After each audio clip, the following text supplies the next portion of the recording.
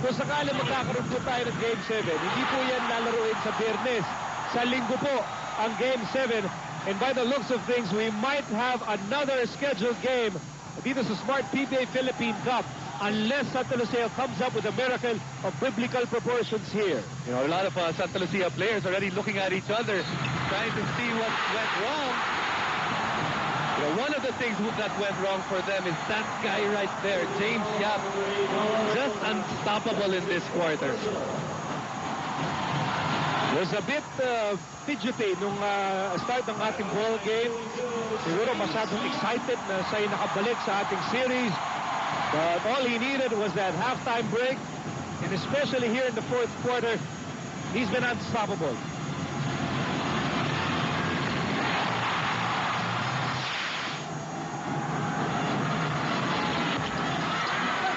That's rebound number 17 for Kelly Williams. Here's Mendoza. Mendoza will take the three and makes it.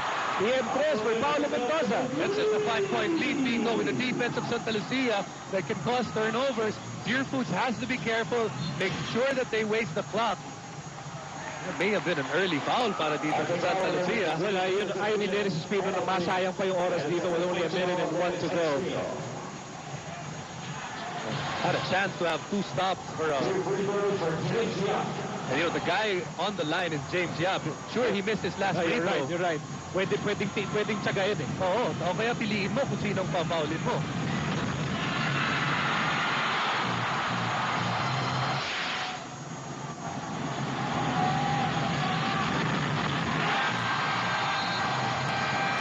Points for James Carlos Yap,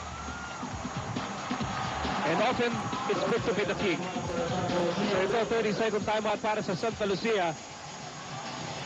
7 puntos ang lamang dito ng Purefoods, 83-76. Some of the fans here nagpasya na at sa kanilang pananaw ay babalik na lang sila sa Linggo for Game 7, but for majority of the 14,000 fans inside the Big Dome, ayaw pa nilang bitawan itong larong ito because with the trapping defense of Santa Lucia and their 3-point gunners, malay natin.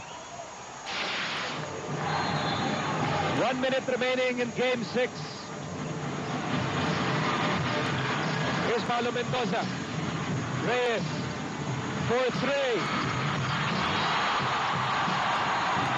And that may be all of it para dito sa larong ito. And they'll foul Rommel. I mean, that's the man you want to send to the line if you're Santa Lucia. And the Realtors now running out of chances here. Foul against Zeno Miranda. But, you know, I mean, you have to credit the resiliency and the surviving powers of Purefoods. Remember, they started the series down 0-2.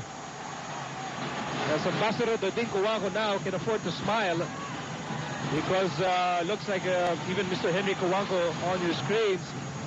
Itong Purefoods could be moments away from sending the series to a winner-take-all showdown on Sunday dito sa Big Dome. Here's Espino. Try and score off a layup here. With 35 seconds to go. 5-point lead for Purefoods. It's still possible para sa Santa Lucia if they're able to get the right people on the free throw line. Still a flicker of hope for the team.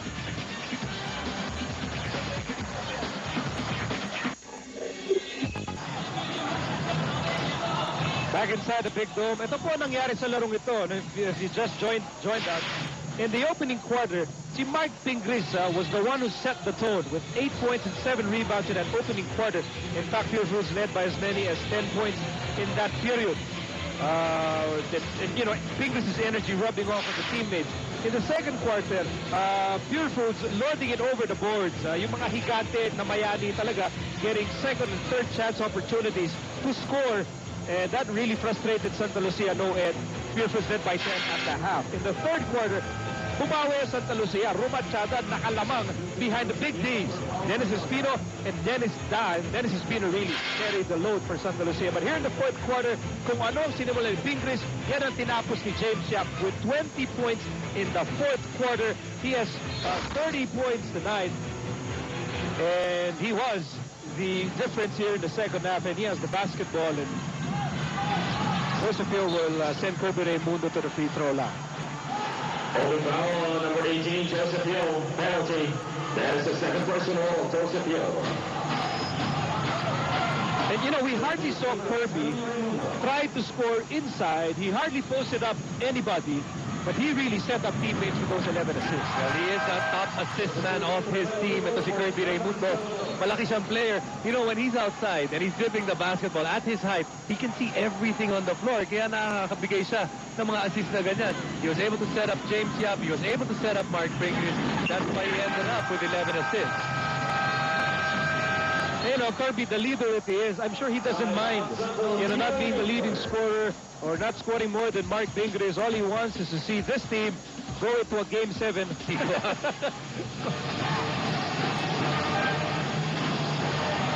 And that's what I said. I don't think they're here to rewrite history. I think Ryan is here to repeat history because they've had a history of coming from behind in a 7-game series. And you know, whenever Ryan says we can do this, you certainly have to believe him because he's done it. He's done it before. Here's Paulo Mendoza.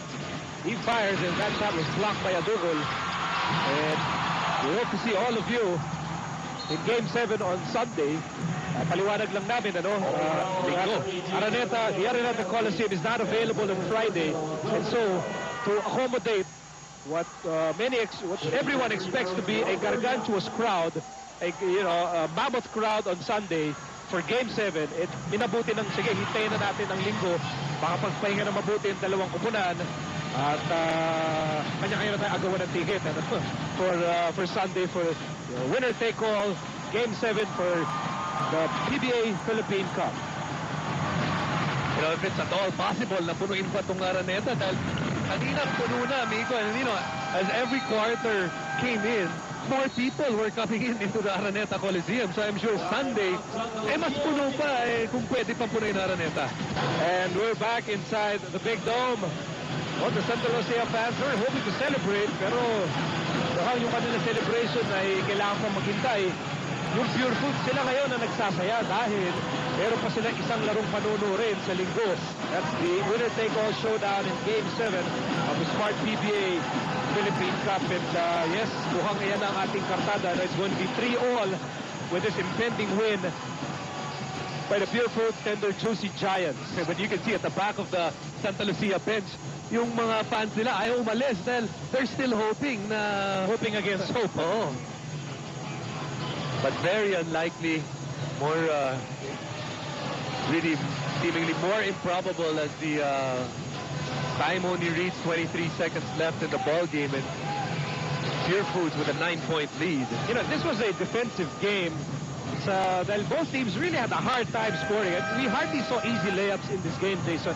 But then in the fourth quarter, yung defense of the Sta Lucia just could not find an antidote, a solution to James Yap. As Josefio uncorks and scores on the TM stress. Well, hope springs eternal para sa Sta Lucia. Still hanging on to a prayer here with 19.8 seconds remaining. Here in Game 6, Sta Lucia was hoping to wrap up the series tonight. As you look at fast break, Freddie Webb, part of this mammoth crowd. At yan ang kanyang tiyuhin, si Jason.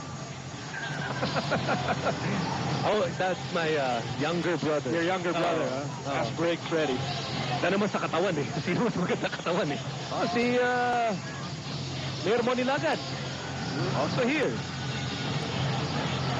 And even Kim Chu is here with Gerald Anderson, and Arnel Ignacio is here. Christine Reyes is here.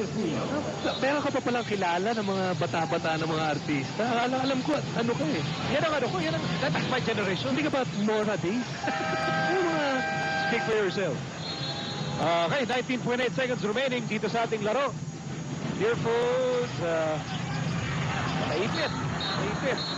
They call it jump. It's going to be a jump ball with 16 seconds to go.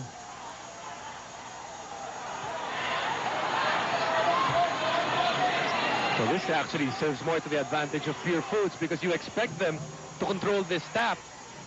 It will be between Ryan Ryan Reyes. Reyes and Kirby Raimundo.